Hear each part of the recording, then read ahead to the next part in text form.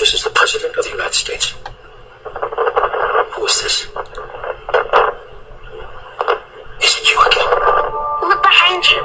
This is my private line. How did you get through? They're everywhere. All the time. We see them every day.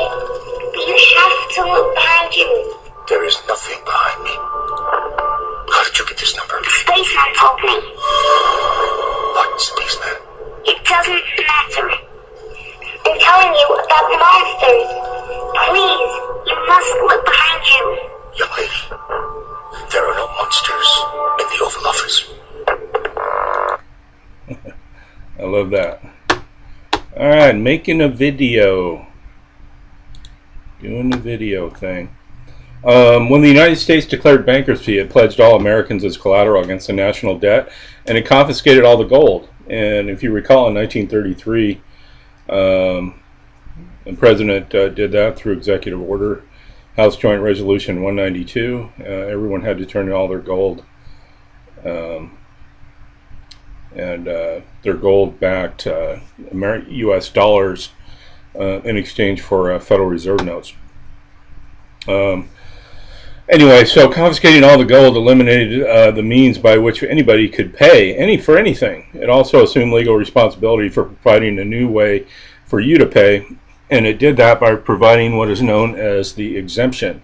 An exemption from having to pay for anything. In practical terms, though, this meant giving each American something to pay with, and that something is your credit. Your value to society was then and still is calculated using actuarial tables, and at birth, bonds equal to this average value are created. It's currently between $1 and $2 million. And now a bond is a promise to pay, right? So the bonds are collateralized by your birth certificate, which becomes a negotiable instrument. These bonds are hypothecated, traded until their value is unlimited for all intents and purposes.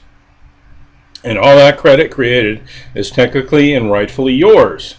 In point of fact, you should be able to go into any store in America and buy anything and everything in sight, telling the clerk to charge it to your exemption account, which is identified by a 9-digit number that you will recognize as your Social Security number without the dashes. It is your EIN, which stands for Exemption Identification Number.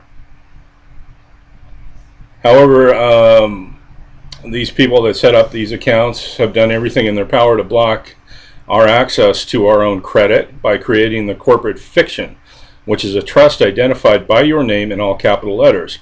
It is commonly referred to as your straw man. It is a debtor, and like all corporate entities under the bankruptcy, because it is a subset of the bankrupt debtor government, it is not you, but you unknowingly serve as the trustee for this fiction, manage it for its lifetime, and are legally liable for any and all debts it incurs, unless by administrative means you lay claim to any and all value it might contain by creating a security agreement between you and it.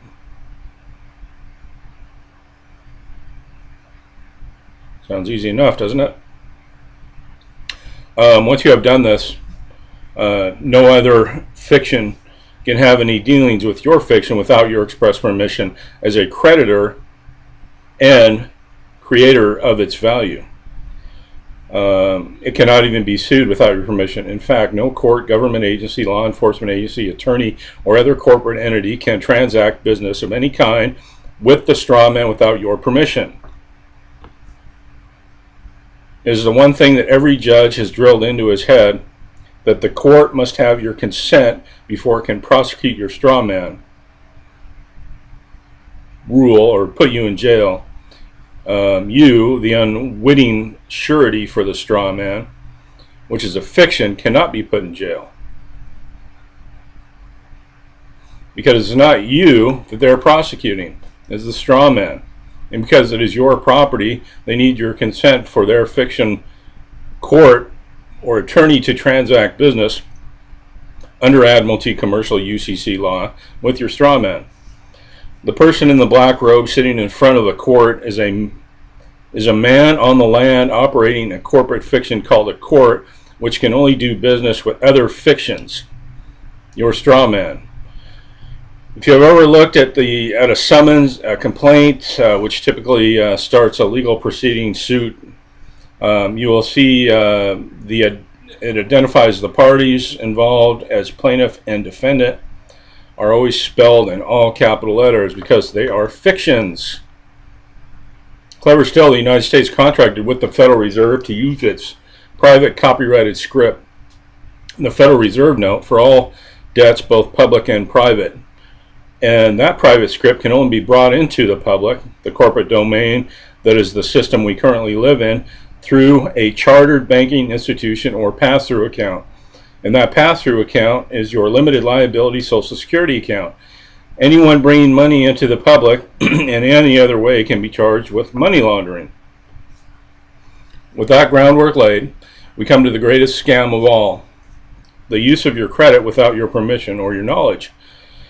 In a debt-based system such as the one that we use under the national bankruptcy of 1933, all value is created through lending. And what you lend is credit because there is no longer any money. The government took it all away. Remember House Joint Resolution 192 in 1933. They took all the money out of circulation. As previously stated, every living soul in the system has the right, and albeit cleverly hidden, the ability to create credit. Only a living soul whose value to society has been denominated in bonds collateralized by evidence of its physical birth has access to credit, except for fictions such as banks, which are chartered by the government. Given the franchise, they're given the franchises to create credit. However, when you sit down with a banker to, take out a loan, you sign a promissory note, and on the strength of your signature, the loan, which is really a draw on your own credit, originally created to satisfy the legal requirement to provide you with the means to pay, is created, but you are led to believe that the bank is lending you its assets so that it is entitled to repayment of the principal plus interest, and that's wrong. The bank is using your credit to create the loan and then demanding that you pay back something that doesn't belong to you.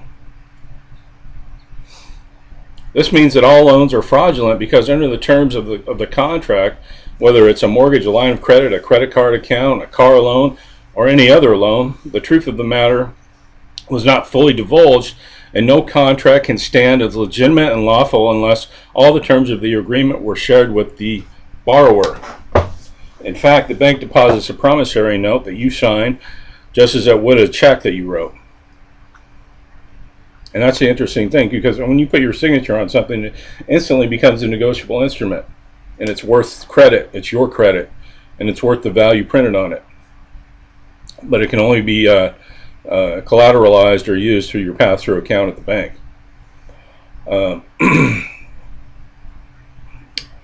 So anyway, the bank deposits your promissory note that you sign just as it would any check that you wrote. It flips it over, endorses it, creates a special demand type account, deposits it, and then carries the loan on its books first as an asset and secondly as a liability owed to you. Of course, they never tell you this, but it's true. And if you're willing to risk having your accounts and your bank shut down, try asking a bank manager exactly what happens to a promissory note. That's where your 1099 OID information comes in, because when you sign the note, they deposit it in your name into it as an asset. But then they, what they do too is they take it and they sell it on the international and market as a collateralized debt obligation. And it's hypothecated again, but it's your money, and they're making money off your credit. So the 1099 OID philosophy is that, hey, you're entitled to some of the cut. Give me a cut of the proceeds that you're making off my my note. Anyway. The fact is that you have unlimited credit, and there is a burgeoning community of Americans who are learning to lawfully access and utilize the credit to settle any commercial affairs. Powers that be don't want you to know about this.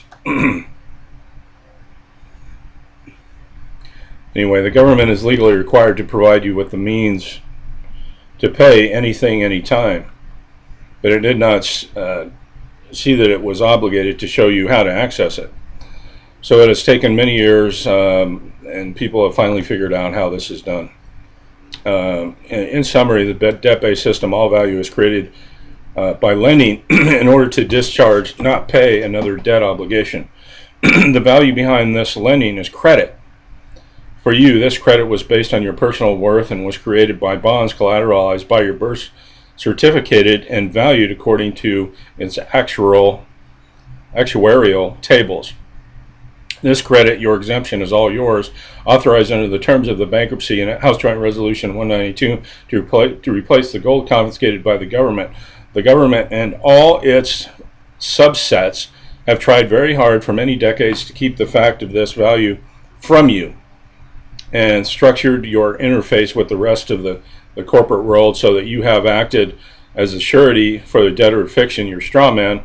The predictable effect of this has been your personal amnesia, forgetting who you really are, a creditor, while the government has pillaged your credit for its own use, leaving you enslaved with without even knowing it. This is the ultimate deception and fraud. That's why in America we have these accounts set up at our birth, and the only way the government can get money from them is we have to sign for it. And how do they get us to sign for it? And they have what's called bills and statutes and codes. So our corporate fictions, the corporation has, just like McDonald's has certain codes for their employees. So does the United States government. Your U.S. citizen corporate fiction, your all caps name, has certain codes and statute that it must be regulated by, licenses, fees, all this stuff. They can't charge you for it, but you have to sign for it, and then they trick you into paying with your labor notes. Anyway, my point is there's more people in prison in the United States in America than any other country probably combined. It's up to like 3.5 million people lingering in because really the country is nothing more than a debtor's prison, and they have it set up that way, but it's really not, and you can work your way out of it. But when they charge you with a code or a statute, they have you sign a bid bond, a performance bond, a payment bond. That accesses your trust account. Like murder is $4 million. You murder somebody and a jury of your peers find you guilty. I think you should go to prison or whatever the penalty is for that. But they take the bid bond, performance bond, and payment bond, and they sell those on the international stock market, and they're making money. Plus, they're pimping you while you're inside to most of the helmets and the body armor and stuff for the soldiers are made by prisoners who make like 10 cents a day. I don't know what it is. Anyway, you could go on and on for hours about this stuff. But anyway, what you need to do, or what I would do, is you want to make a tacit agreement with your straw man fiction. It's considered abandoned property. You need to reclaim it. You can do this by filing a UCC-1 financing statement, a couple other affidavits, and then just let them know. Let the Secretary of State and Geithner and Treasury and all these people know, hey, I'm taking my control of my business back. Then you can do what's called accepted for value processes, possibly a 1099 OID process if you want. My only thing is if you people think you can't do this halfway. You have to either commit to doing it, living your life this way, or don't do it at all. We don't really own anything anyway. Everything is kind of rented. Everything is owned by the state, and you just pay rent to them. Everything is registered. Your car is registered. Your house is registered. If you have a business, your business is registered to them. Your guns are registered with the government. Everything is, when you register it, you hand over ownership to them, and then you lease it back from them. You through your corporate fiction. So understand how this stuff works. My blog is stopthepirates.blogspot.com if you're interested in this type of information and getting your property back. from these people. Come check out my blog, stopthepirates.blogspot.com. That's all I got for today. Thanks.